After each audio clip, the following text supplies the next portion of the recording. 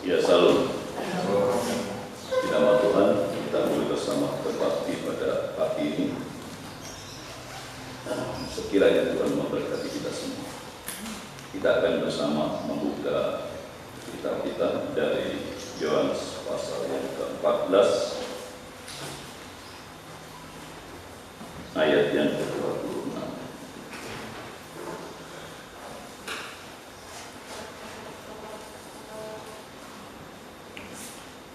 Injil Yohanes pasal yang ke-14 ayat yang ke-26. Kita akan bersama membaca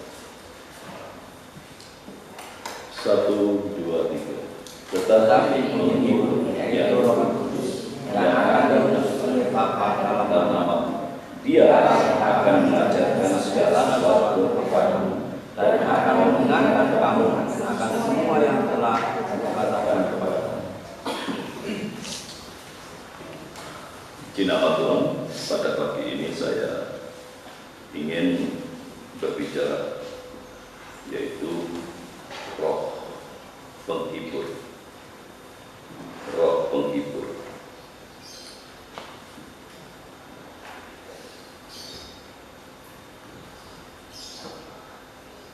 Dalam pasal yang sama, di dalam ayat yang ke-16, di situ dikatakan seorang penolong. Jadi Roh Kudus dikatakan seorang penolong. Tetapi pada ayat yang ke-26 di situ disebutkan roh penghibur. Penghibur, tetapi penghibur, yaitu Roh Kudus. Pada saat kita bersama-sama mencoba mengartikan arti daripada roh penolong, itu adalah Parakletos, dan mempunyai arti yang cukup banyak, yaitu penasihat, penguat, penghibur, penolong, pembela, juru selamat, sekutu, dan yang lainnya. Nah, di sini saya mengambil penghibur. Bapak Ibu Saudara yang dikasihi dalam Tuhan, setiap ayat yang berbeda, setiap perkataan yang berbeda, yang pasti tidak akan tabrakan atau berarti berbeda dengan maksud yang sebenarnya. Kesaksian daripada tokoh penerjemah kitab, dia yang ditugaskan di dalam istilahnya dapur LAI, Lembaga Alkitab Indonesia. Dia benar-benar secara detail mencoba untuk memberikan sebuah arti yang tidak akan menghilangkan makna-makna yang ada, dan tidak menghilangkan saat kata per kata itu digabungkan makna-maknanya. Dan itu kesaksian dia benar-benar pada saat dia mencoba untuk menggali satu kata, itu cukup memakan waktu yang panjang. Cukup memakan waktu yang panjang, tidak hanya jam, hari, bahkan bertahun-tahun dia bisa mulai menemukan yang bisa pas dari bahasa Indonesia yang sehari-hari, bahasa Indonesia yang paling mudah untuk dipahami, dimengerti, apalagi diterjemahkan ke bahasa-bahasa yang Indonesia punya. Okay. Bapak Ibu Saudara yang kasih dalam Tuhan, inilah arti daripada Parakletos. Jadi penghibur itu termasuk Parakletos. Tetapi penghibur yaitu Roh Kudus yang akan diutus oleh Bapa dalam namaku. Pastinya kita paham bahwa pada saat Yesus Kristus berbicara, dan saat itu dia dalam posisi manusia sejati. Pada saat dia pada posisi manusia sejati, dia berkata, tetapi penghibur yaitu Roh Kudus yang akan diutus oleh Bapa dalam namaku. Bapak Ibu Saudara yang kasih Tuhan, begitu luar biasa nama Yesus, sehingga dia katakan ya, dalam namaku. Kita tidak melihat luar biasanya, tetapi kita akan coba perhatikan bahwa Roh penghibur,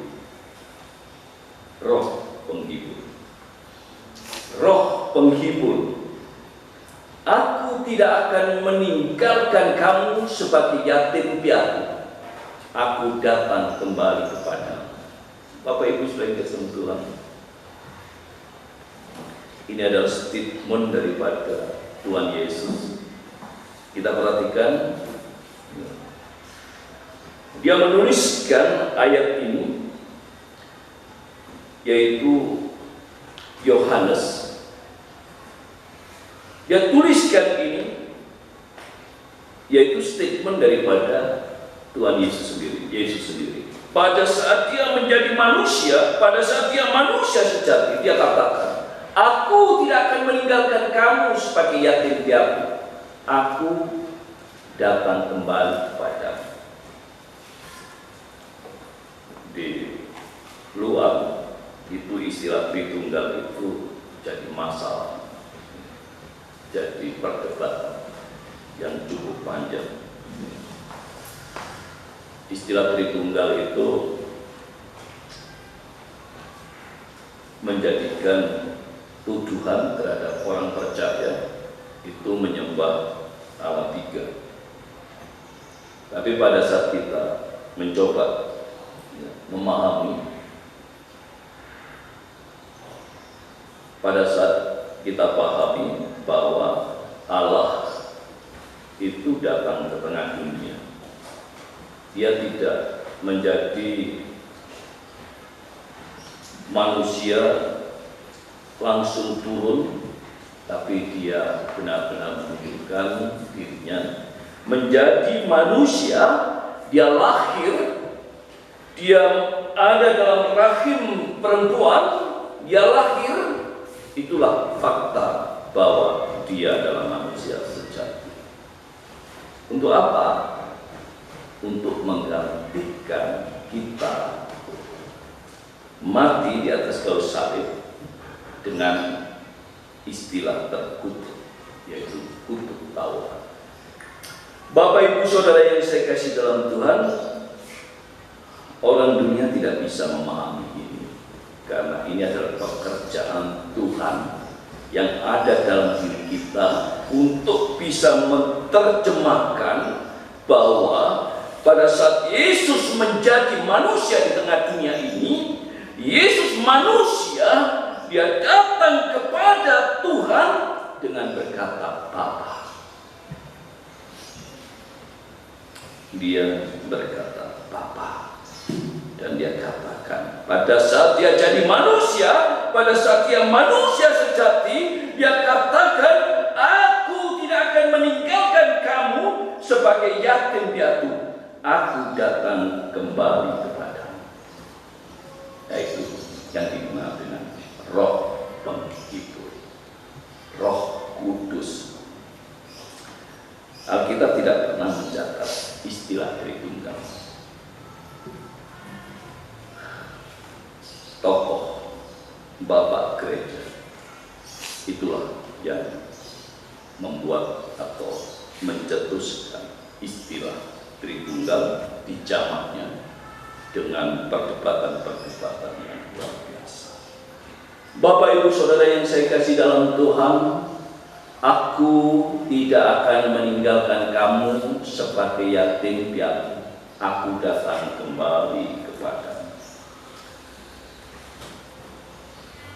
Yesus tahu, Yesus mengerti, Yesus paham siapa manusia.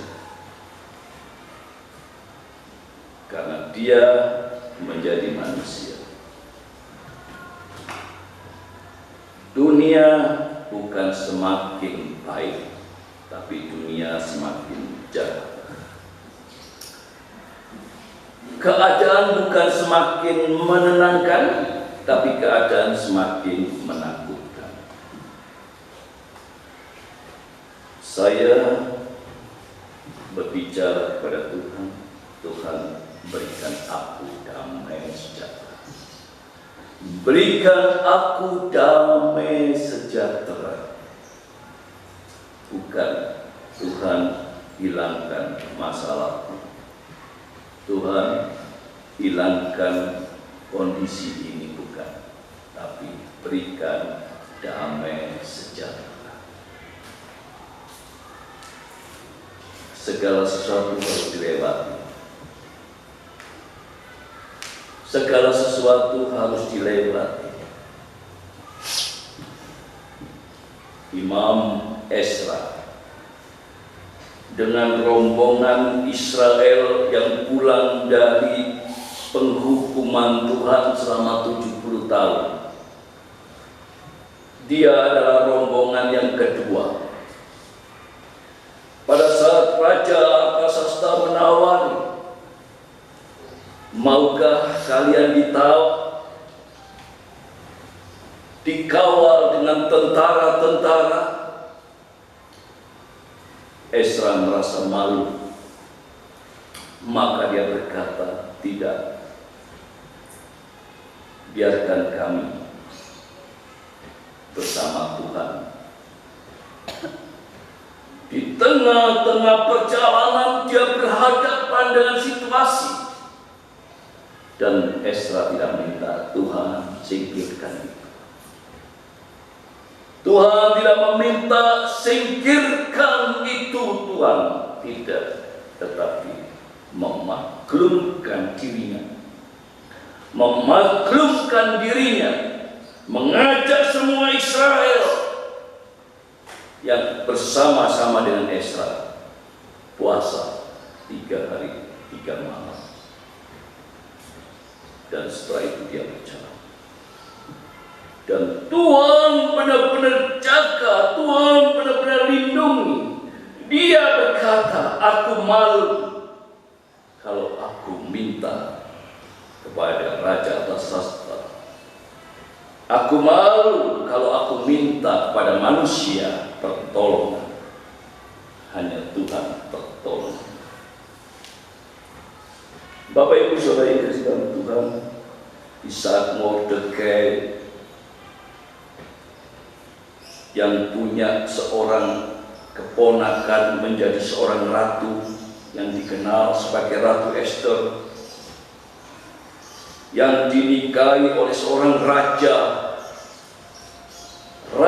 yang saat itu adalah raja yang menguasai sampai pada 27 provinsi, negara-negara sampai Hindia menjadi provinsinya dia, kekuasaan dia. Dan Israel menghadapi hukuman mati oleh seorang Haman.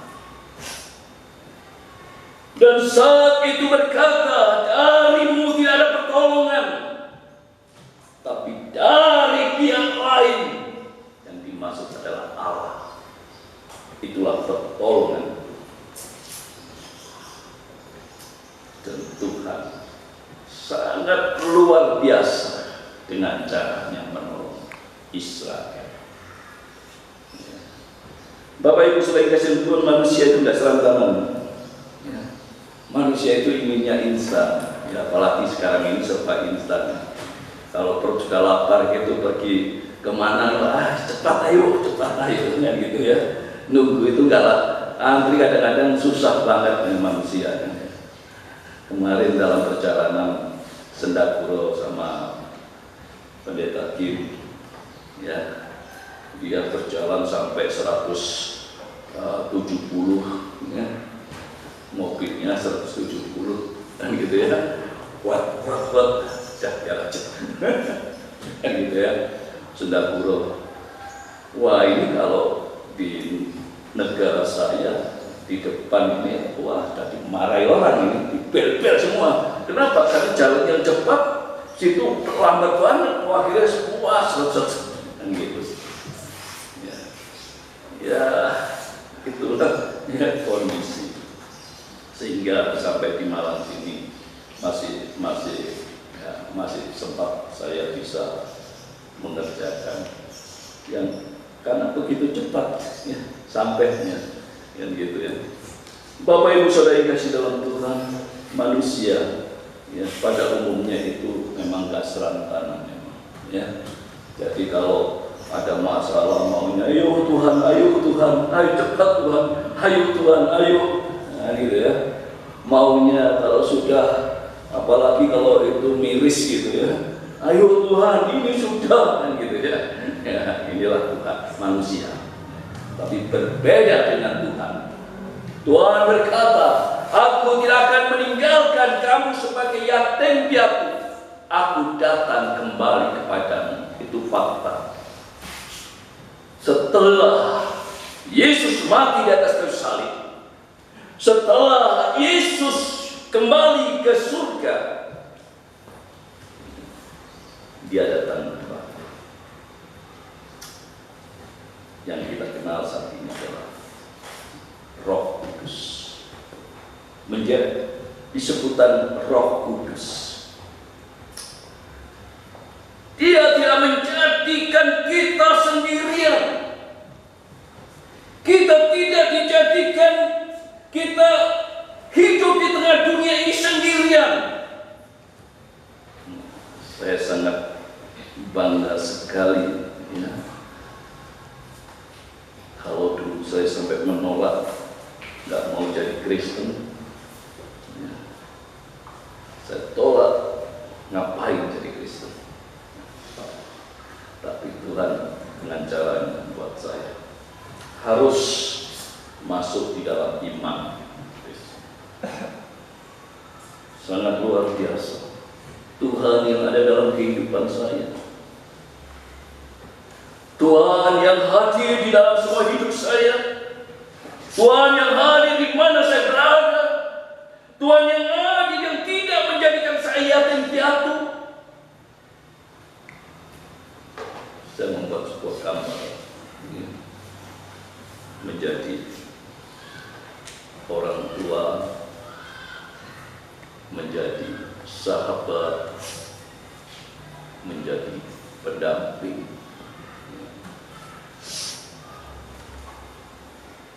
Abraham dikatakan sahabat Tuhan, luar biasa, tapi sahabat. Perjanjian lama berbeda dengan perjanjian baru. Kalau perjanjian lama Allah itu hinggap, jadi tidak seperti perjanjian baru Allah itu tinggal. Maka Saul ditinggal oleh Tuhan karena kejahatannya. Bayangkan kita berapa kali kita jahat di hadapan Tuhan. Berapa kali kita tinggalkan Tuhan dalam kehidupan kita. Berapa kali kita sudah tidak lagi mau Tuhan. Berapa kali kita tidak panggil Tuhan. Di mana Abraham ada, di mana tuh Abraham tinggal, di situ dia buat mezbah, di situ Tuhan dipanggil oleh Abraham.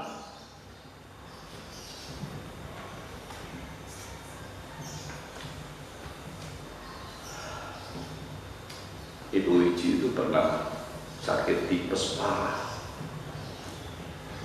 Jadi dokter bilang 1 minggu kamu nggak dipulihkan, mati. Saya nggak tahu istri saya siapa, tapi Tuhan tahu. Tuhan sembuhkan. Kenapa? Karena marah sama Tuhan. Memang marah sama Tuhan. Tuhan kok dimarahkan gitu ya? Ya. Tuhan kok dimarah? Ini kalau marah sama manusia sih nggak apa-apa, ya. Tapi marah sama Tuhan habis sudah. Ya. Parah tipesnya. Dan saya bersyukur pada saat saya tidak lulus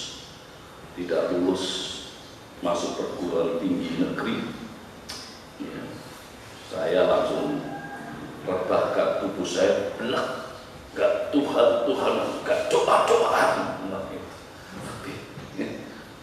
Nah untungnya Tuhan kirim hamba Tuhan, ya, satu rebah, gak Tuhan, gak doa-doaan.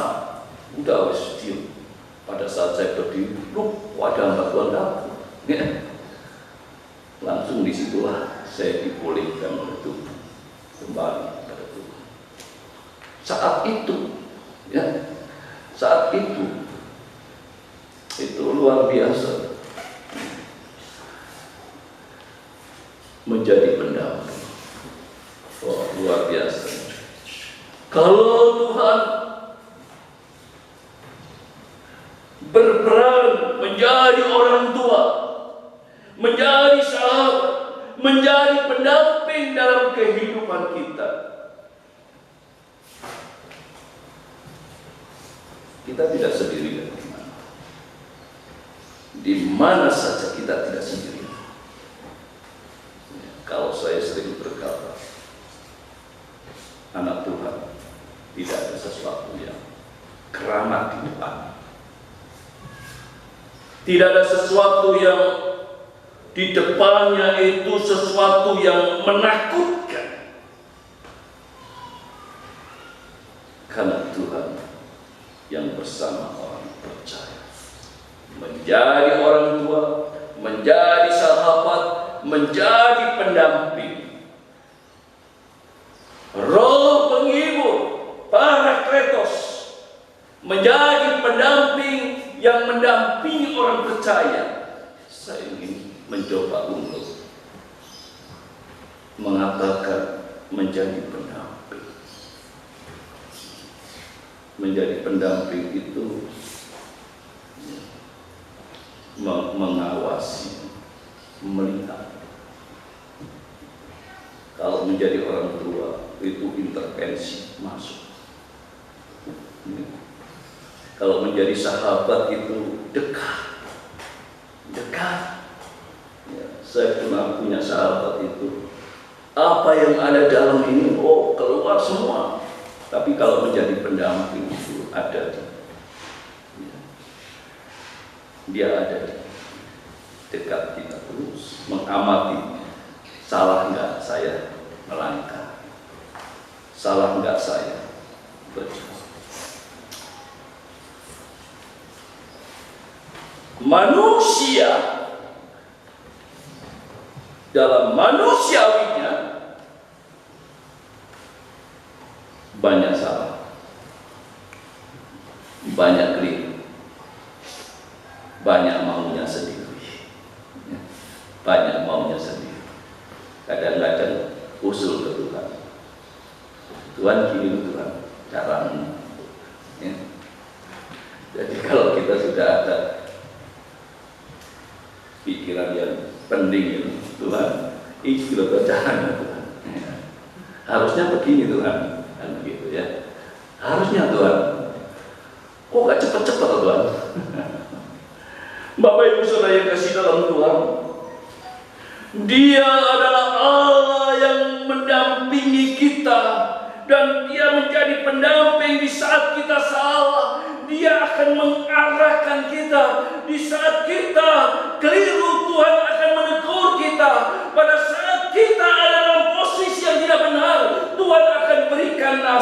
kepada kita, Dia tidak tinggal diam. Dia tidak tinggal. Percayalah, Dia ada di sekitar kita dan mengamati kita. Mengamati kita. Ya, tidak jauh. Ya. Kalau pendamping manusia bisa jauh. Kalau pendamping manusia bisa jauh. Ya. Jadi pendamping bisa dia ada di Jakarta, kita di Malang. Menjadi pendamping, ya, bisa ada di tempat yang sangat jauh dari kita. Tapi Tuhan tidak jauh dari kita. Dia menjadi pendamping, Dia tidak jauh dari kita. Saya tidak tahu, merasa nggak dalam hidup kita kalau Tuhan menjadi pendamping kita. Ya, jangan-jangan nggak merasa, itu mati rasa namanya. Mati rasa namanya, kan gitu. Ya, pada saat kita disuntik dengan mati rasa, papirus, pegang ini udah puas, nggak kerosok, dibelas, ya, dipisuk, dibelah juga nggak terasa. Namanya papirus. Kita tidak di situ. Nah, ini paradigma kita. Paradigma kita yang harus kita ubah di dalam semua hidup kita. Kita merasakan bahwa Tuhan itu menjadi pendamping, dekat dengan kita, dekat, tidak jauh dari kita. Di mana kita berada, Tuhan ada. Saat ada seorang anak tanya, Pak, kalau Tuhan ada di aku dan Tuhan ada di Bapa, lantas Tuhan kita banyak dong? Ini pertanyaan anak kecil. Yang mana anak yang kecil ini butuh sebuah pemahaman. Pastinya paradigma kita, Tuhan itu esa. Tuhan yang esa itulah Tuhan yang maha kuasa. Tuhan yang maha kuasa, Tuhan yang hadir. Tuhan yang hadir di tengah kehidupan kita. Bapak Ibu Saudara yang kasih Tuhan, kalau Dia menjadi pendamping kita, apa yang kita risaukan hidup di tengah dunia? Ya. Apa yang kita risaukan? Apa yang kita takutkan?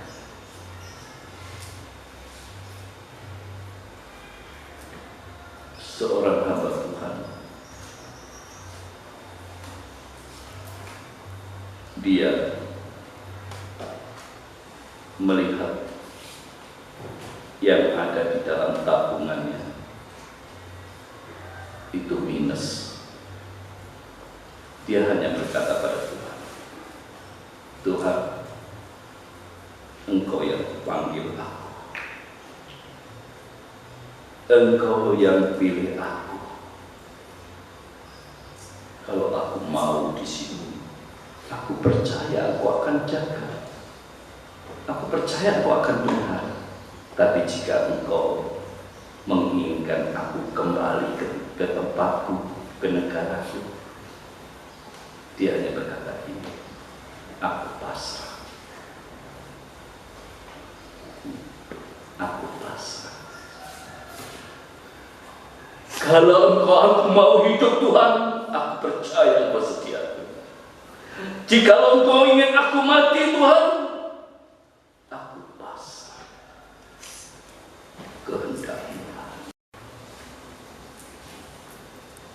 Dia memberikan hidup kepada kita. Dia memberikan di rumah kita istri atau suami Tuhan memberikan kita di rumah anak-anak. Tuhan memberikan kita apa yang ada di rumah kita, apa yang ada di pundak kita. Tuhan memberikan, Tuhan bertanggung jawab. Dia menjadi pendamping, dia tahu apa yang ada dalam kehidupan kita, masalah-masalah kita. Tuhan kenal kehidupan kita, keberadaan kita. Dia tahu. Pendamping kita bukan manusia. Dia adalah pencipta. Dia pencipta. Pada saat Musa ditanya, Musa tanya, siapa engkau seandainya aku ditanya? Aku adalah aku. Dan aku adalah aku itu adalah sebutan Elohim. Dan itu yang tertulis dalam Kejadian. Di saat dia berbicara pada Yohanes, penulis Injil Yohanes, dia kenalkan diri, aku Elohim. Kalau kita baca dalam surat Yohanes 1, 2, 3, di situ kita melihat kedekatan Yohanes dengan Tuhan. Suatu kedekatan yang luar biasa dia saksikan oleh Yohanes. Dia alami hidup bersama Tuhan dalam kasih-Nya. Dia benar-benar merasakan sebuah sentuhan dengan Yesus. Dia merasakan ada sebuah sentuhan dengan Tuhan. Dia saksikan seorang Yohanes, seorang yang dikasihi oleh Tuhan, seorang yang dekat dengan Yesus. Dia katakan dia Elohim. Dia pencipta. Yang mendampingi hidup kita adalah Elohim. Dia pencipta. Saya berkata, Tuhan, malaikat-malaikat Engkau ciptakan. Dunia, alam semesta, samudera raya, dan segala isinya Engkau ciptakan. Tidak ada satupun yang tidak tunduk kepada Engkau.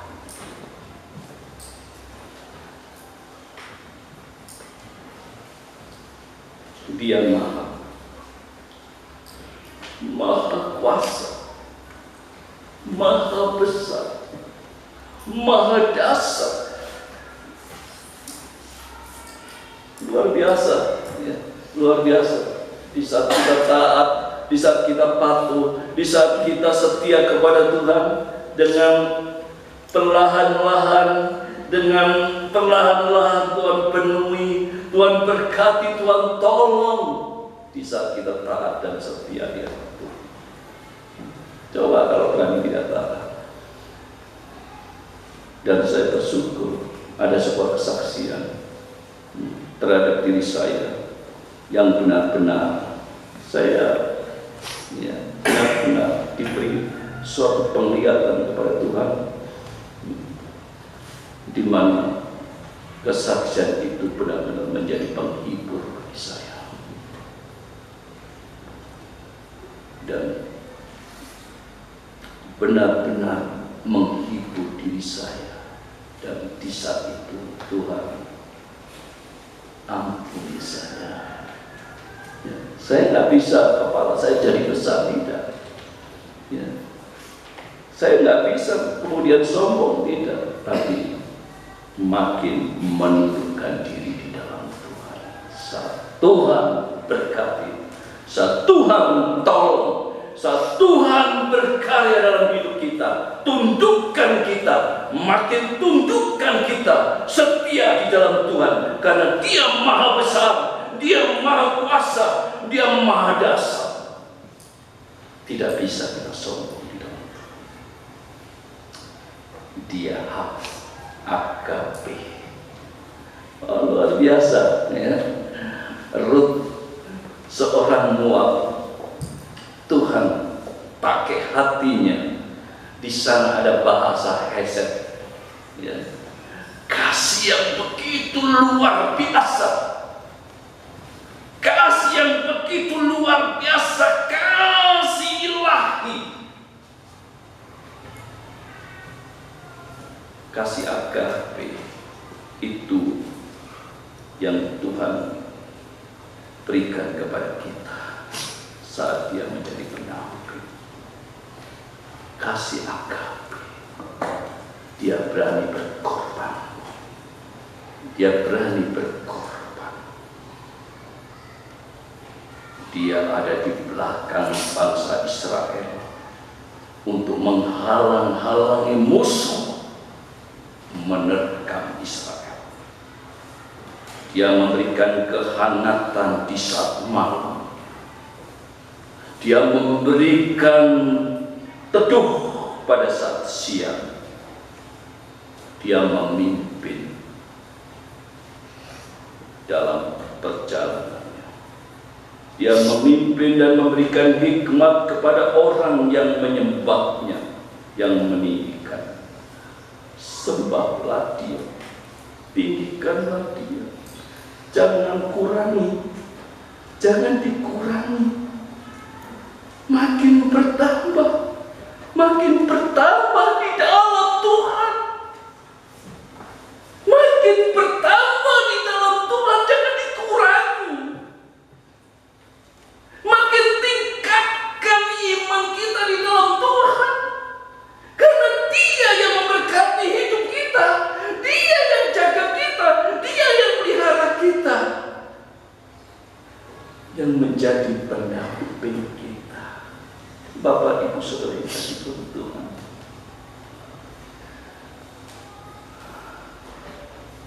dan janganlah kamu mendukakan Roh Kudus Allah yang telah memeteraikan kamu menjelang hari penyelamatan.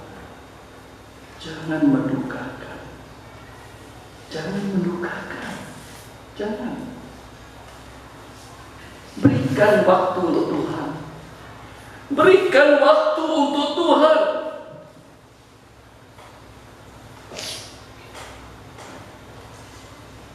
Bapak, Ibu, Saudara yang kasih,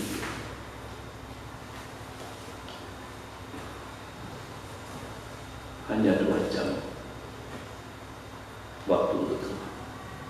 Jangan tinggalkan, jangan ditinggalkan.